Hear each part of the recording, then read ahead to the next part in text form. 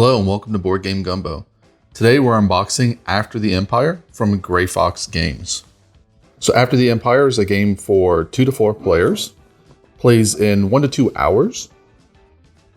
It's a worker placement game, but it also is essentially a tower defense game. So the first thing we have in here is a couple of game trays, just to hold our different components.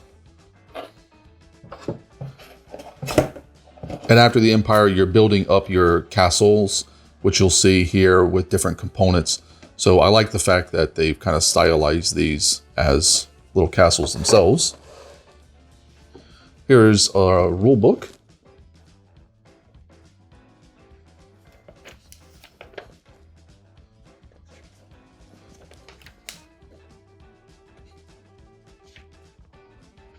So it is a worker placement game. So here is the main board itself and all these little locations that you can see here, like the quarry and the mine are locations that you can go to. You see the little circles on them. That's where you can put your workers to gain whatever resource they have. And then each player is also going to have a player board for their own city, which is going to start with 4 walls and a couple warriors, and then your workers up here. And throughout the course of the game, you're going to be upgrading your walls, maybe adding some turrets onto the corners, gaining more fighters, and you're going to be using those to combat against pillagers who are going around trying to attack everybody's cities.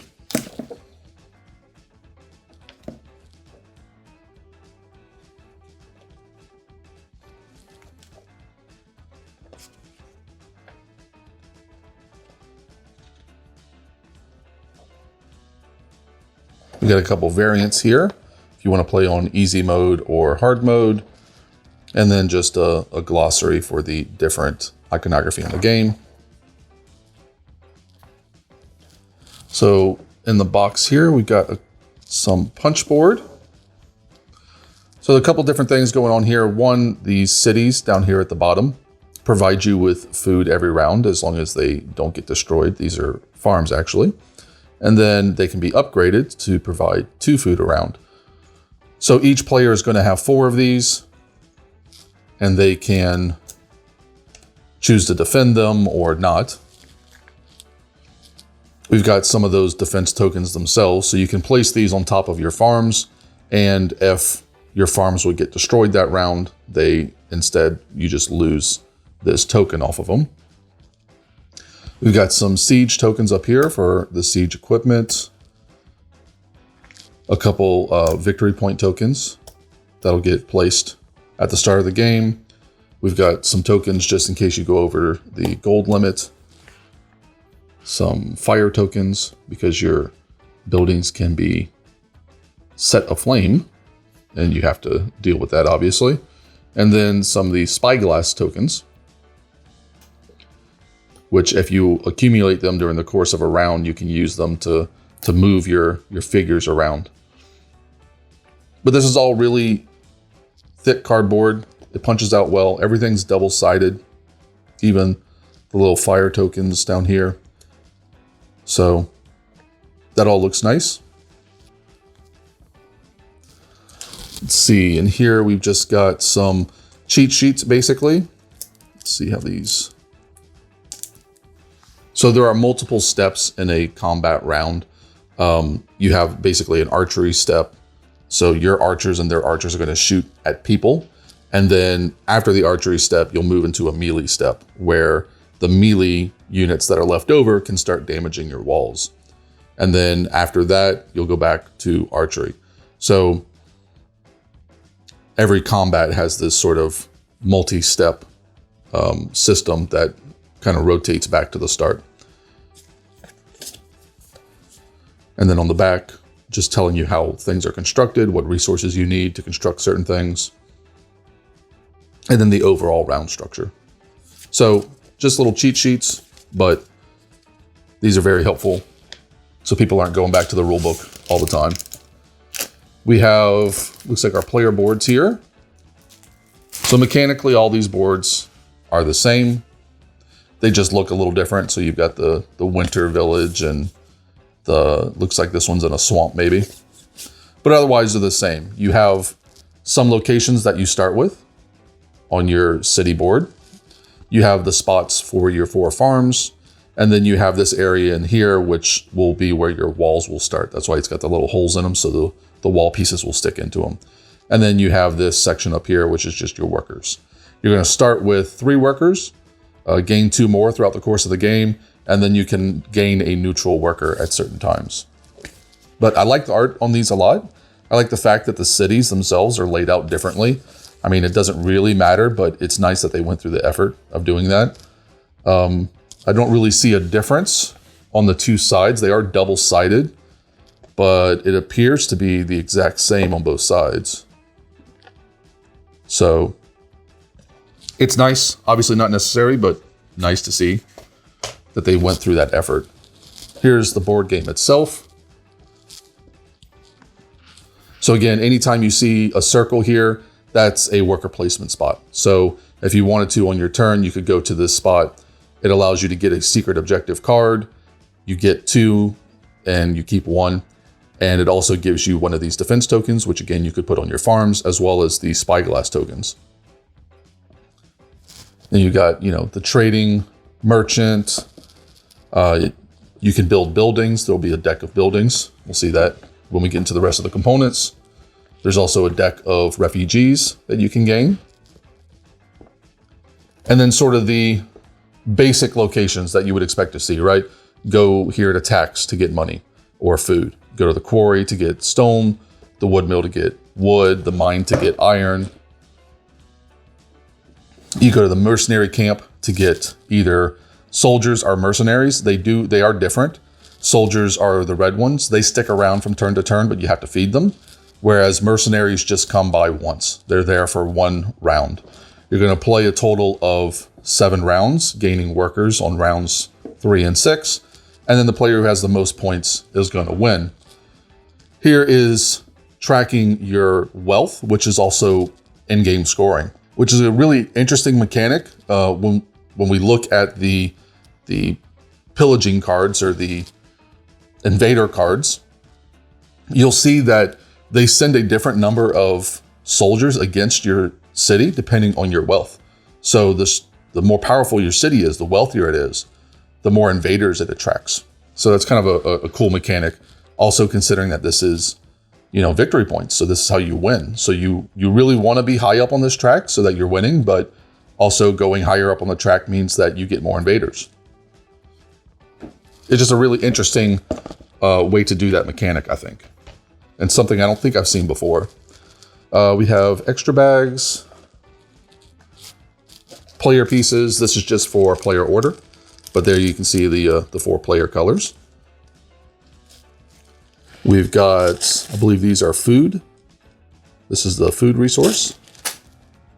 This must be for your wealth. So this will be the token that tracks your wealth. We've got the extra workers. So that little gray worker you saw on the player board, you've got a little meeple for him. You got a meeple for the siege engine, because the siege engine will advance on the wealth track. Here, every round, this token will move from here to the next spot and so on. And basically it determines the minimum. So on round 3, the token would be here, which means that regardless of where your wealth actually is, you're going to be treated as if you have 6 wealth. So you can't really tank your wealth because that token won't let you. We've got some, these are the iron cubes. So this is the advanced, or I don't know, deluxe version of the game, I guess.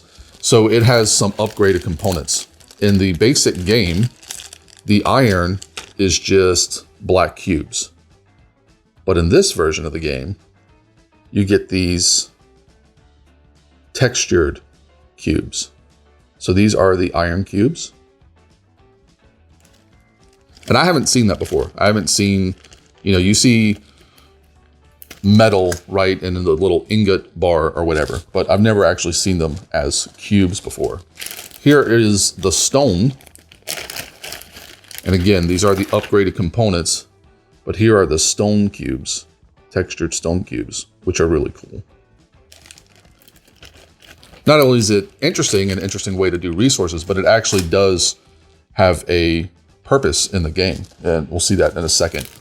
And then wood. So same thing with wood cubes, textured. We have some little army men. These are the soldiers in the game. So again, red is for soldiers. These guys will stick around from round to round, and they'll sit up on your walls. And then the blue ones are the mercenaries that you hire only for a single round. But you typically get a little more, a few more of them. And then we also have figures for the bad guys. So these are archers.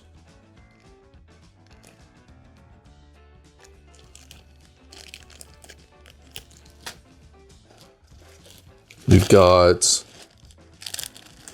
just sort of your generic invaders here.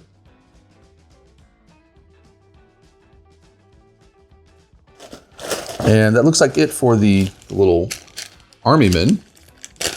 Here are our workers. So every player will have a total of 5 of these, I believe. And they all are the same. It's just a difference of color. We've got some clear little standee pieces. This is for the fire tokens.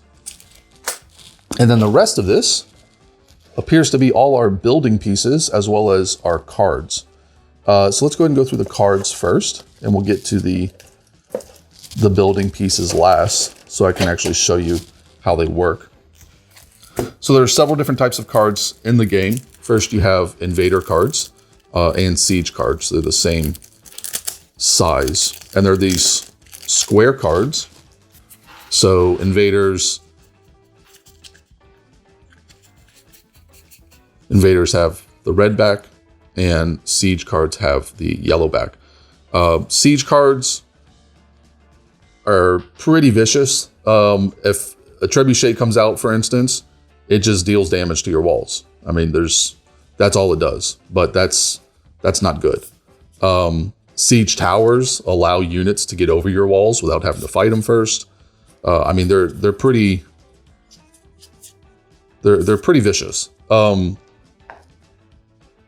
invaders themselves, you can see you've got archers and just the generic fighters. So this would be the dark red figures, and all the archers would be the green figures. But they are square for a reason. And then you have horsemen back here as well. They're square for a reason, and that's because these will be out in a deck, sitting on the board, and you're going to draw them, a certain number of them for each round. You're going to see one card, and then potentially have additional cards that you're not going to see. And not only are you not going to see them, so you don't know what's coming, you don't know what direction they're coming from. Because this symbol on top, this red outline here, determines what direction they came in. So if this card was face down and then gets revealed like this, these archers are coming from the north into your village. Whereas you may have another set of archers that are coming from the east. So when you're shuffling these, you don't want all these reds. You know, you're not just going to shuffle it once like this. You're going to be rotating them all around so people don't know what direction they're coming from. And that's actually a really interesting way to do this. It's a little bit of a problem if you want to sleeve these. First of all, because this is just an odd shape for a card. I'm sure somebody makes sleeves of this size, but it's not going to be, easy to find necessarily. But also because what direction do you sleeve them in? Do you sleeve them to where the opening is up here? In which case you kind of know what direction they're coming from, regardless of the fact that they're upside down on the board. And then also if you sleeve them all in one direction, or even if you sleeve them randomly in a direction, shuffling them is going to be a nightmare, and you're probably going to tear a lot of sleeves. So on the one hand, this is a really cool mechanic, but as somebody who habitually sleeves everything, it kind of makes my skin itch a little bit. So we'll see how that works out. But you at least see how the cards themselves work. So we have some little mini cards here as well. These are the private scoring cards. So there's a location on the board that you can go to. And this one, off by in its own bag, must have been a stretch goal or a promo or something. Oh, 2 actually. So these are hidden scoring cards. There's a specific location you can go to on the main game board that allows you to draw these cards and keep one. And they just give you extra points at the end of the game, as long as you meet a certain objective. So this one, 2 extra points at the end of the game if you have the most food cards. 3 points at the end of the game if you have the most healing cards. So pretty straightforward. 3 points at the end of the game if you have no stone city pieces. So that's stone there. That's the symbol for stone.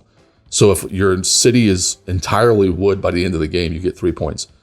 I don't recommend that. That seems like a really difficult way to win the game, but that's what the card gives you. So these are interesting, and they're also hidden. So your opponents can't really, you can sort of fake them out a little bit. Here we have, I believe these are going to be the, these are a mix. So again, probably these are the promos, but we have building cards, and then we have the refugee cards. So let me go ahead and open the other pack, which has a lot more of these, and we'll look at them all together. So again, there's a spot on the board where you can go to gain these cards. There'll be a little market of them. I believe there's 2 or 3 out at a time. Refugees here, and buildings, and we'll look at these in a second. So buildings, all these are pretty straightforward. They have a cost in the top left, and that's the same whether it's a building like this one or whether it's a refugee. Obviously, refugees are going to want mostly food and money, and buildings are mostly going to take either wood, iron, or stone. They also give you extra points at the end of the game. Some of them. This one's worth nothing, but there's still some of them are worth points at the end of the game. Some of them give you once a turn abilities, which is what that symbol means. It's, the word that cannot be said. You're going to move the card over on its side. And then you can turn 2 wood into 1 spyglass and 2 guard tokens. This one lets you turn 1 food into a money and a guardsman. And some of them give you locations that only you can go to. So on your turn, you can put one of your workers here to copy either the traveling merchant or the tax action, which obviously worker placement game, those locations can get filled up. So that's why that's helpful. If you see this symbol, that means you get that immediately. So when you build the garrison, you immediately get 2 guardsmen. And then once a turn, you can heal 2 of your units. So again, so those are the buildings.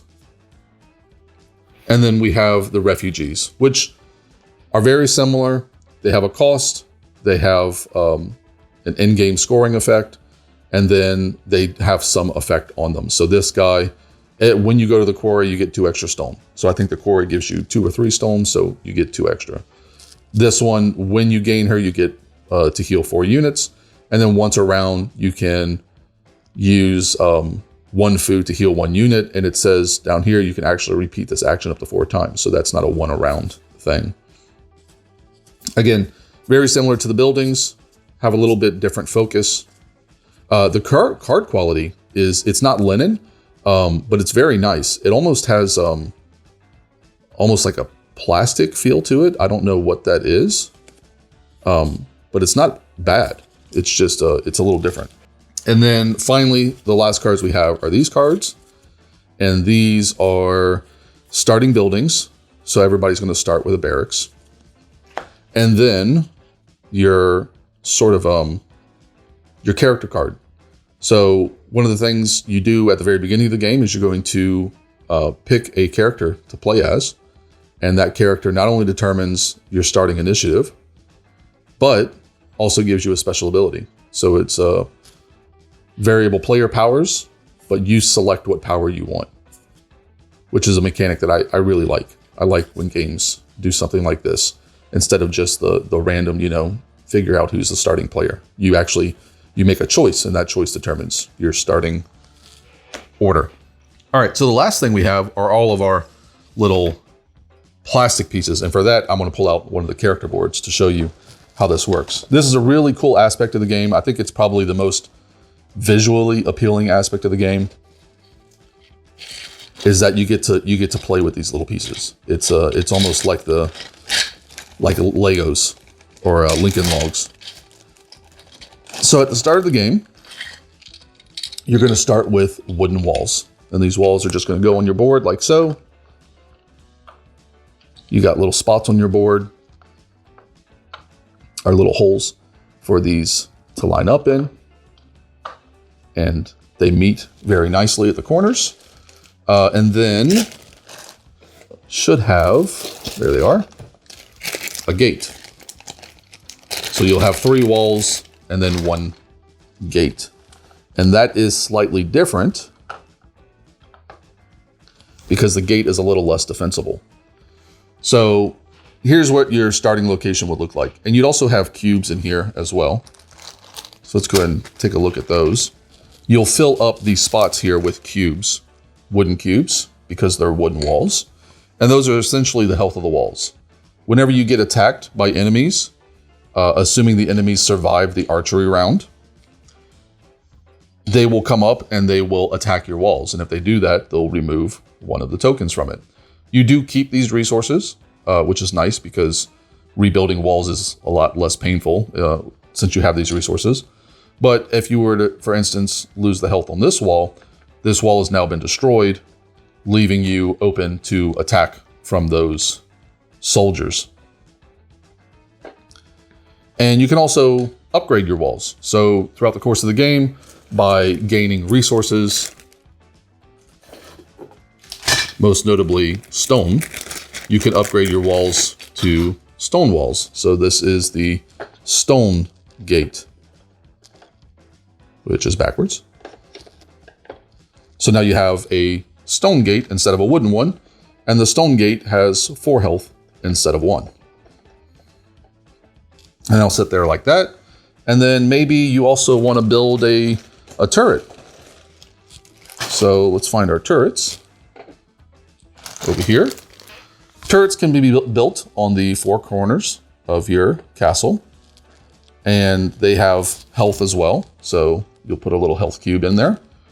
And turrets, what they do is they fire out into the 2 adjoining locations. So this one can fire into this location and this location, taking out enemies. It's part of the archery step.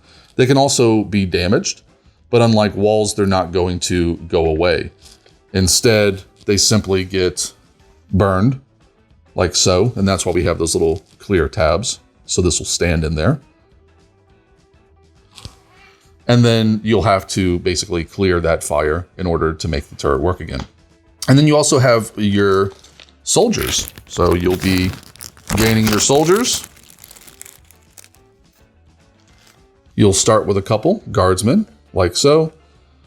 And then after everybody takes their worker actions and gains their resources or builds up or whatever, you'll have the attack phase. And before the attack phase happens, you'll have to decide on which wall you're going to place your soldiers. So if I think everybody's coming from the east here, I'll put my soldiers there and they'll defend my eastern wall, which obviously I'm leaving open the other 3, but that's a risk I'm willing to take. So you see how all these little pieces, especially when you get the deluxe version, which has the little minis, they all work together. If you don't have the deluxe version, it's not that drastic of a change. Obviously, these textured cubes just become standard wooden cubes, and all of your pieces just become cubes as well. So you'll have red cubes and blue cubes for your guardsmen and your mercenaries, and then you'll have green cubes and darker red cubes, maroon cubes for the bad guys that'll show up outside your walls. And that's it. That's everything you get in the deluxe version of After the Empire from Gray Fox Games.